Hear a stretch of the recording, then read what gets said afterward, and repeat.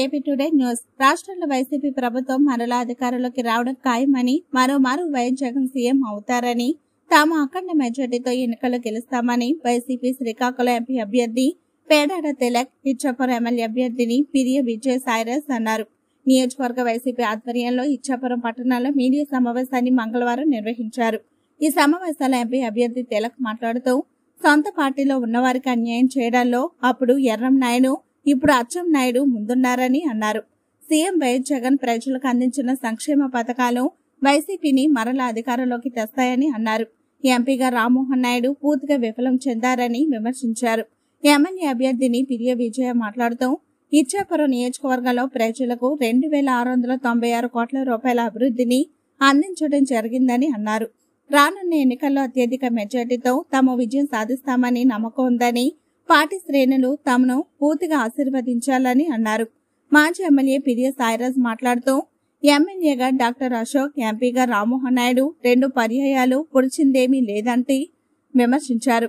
ఇచ్చాపురంలో వివిధ రైలు హోటళ్లను వందే భారత్ ఎక్స్ప్రెస్ నిలుపుదలకు తాము కృషి చేస్తే తమ విజయంగా వారు చెప్పుకోవడం సిగ్గుచేటని అన్నారు. ఈ కార్యక్రమంలో ఎమ్మెల్సీ నర్తు రామారావు, ఇతర నాయకులు మాట్లాడుతూ, పార్టీ శ్రేణులందరూ ఐకమత్యంగా పార్టీ విజయానికి కృషి చేయాల్సిన అవసరం ఉందని అన్నారు.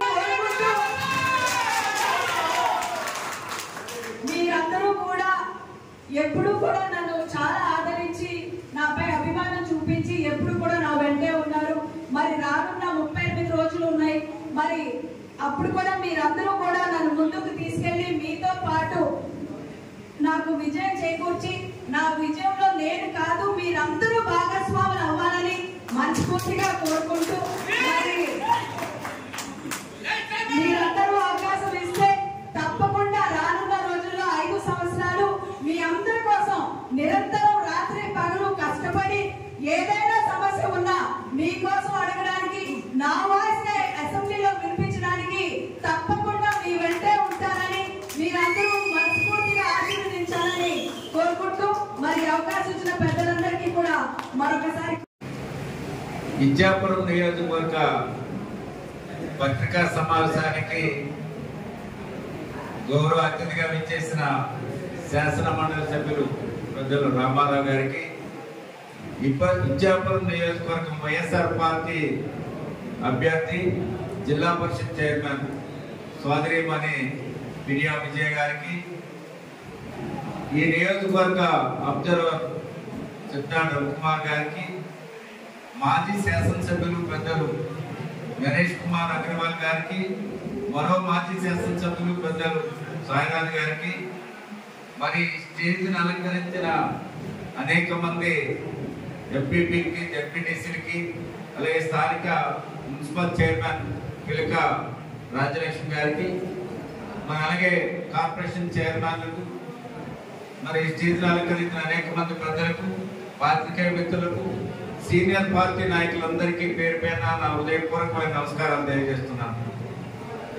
ప్రత్యేకించి ఈరోజు సమావేశంతాలుగా ఉద్దేశాన్ని మీరు అందరూ గమనించమని కోరుతూ ఉన్నాం.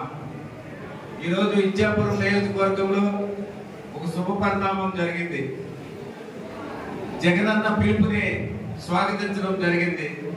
జగనన్న ఒకటే చెప్పారు, ఈ రాష్ట్రంలో 175 శాసనసభ స్థానాల్ని వైఎస్ఆర్ పార్టీ కైవసం చేసుకోవాలా, 25 పార్లమెంటు నియోజకవర్గాన్ని వైఎస్ఆర్ పార్టీ కైవసం చేసుకోవాలా, దానిలో ప్రథమదైన ఇచ్చాపురం నియోజకవర్గం మహిళా అమరులకు కేటాయించాను, దాన్ని గెలిపించి తీసుకురండి అని చెప్పి ఇచ్చాపురం నియోజకవర్గం పెద్దలందరినీ జగనన్న కోరటం జరిగింది. దాన్ని ముందడుగేసి మేమున్నాం జగనన్నతోనే, మా నిర్ణయం జగన్మోహన్ రెడ్డి నిర్ణయంతోనే కట్టుబడి ఉంటుంది, మా నిర్ణయంలో ఎటువంటి తేడా లేదు, మేమంతా ఒక్కటే, మా అభిప్రాయాలు ఒక్కటే, అంతమంది మేము అప్పుడు టికెట్లు అడిగినా సరే మా నిర్ణయంలో రాజీ లేదు, జగనన్న మాటే శిరోధార్యమని ఈ రోజు పత్రికా సమావేశం పెట్టి మరి ఘంటాపదంగా చెప్పిన వైఎస్ఆర్ పార్టీ నాయకులందరికీ మరొక్కసారి హృదయపూర్వకంగా ధన్యవాదాలు తెలియజేసుకుంటున్నాను. మరి ఈ శుభ సందర్భంలో మరి ఈ నియోజకవర్గంలో